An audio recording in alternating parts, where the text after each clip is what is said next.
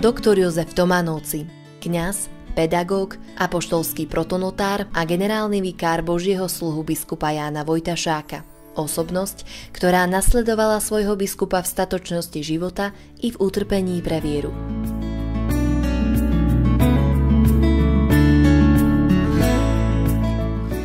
Z príležitosti 100. výročia kňazskej vysviacky a 40. výročia jeho úmrtia vás srdečne pozývame na spomienkovú slávnosť. Uskutoční sa 2. mája v Nižnej na Orave, kde prežil posledné roky svojho života. Viac informácií o podujatí nájdete na farnosťnižna.sk.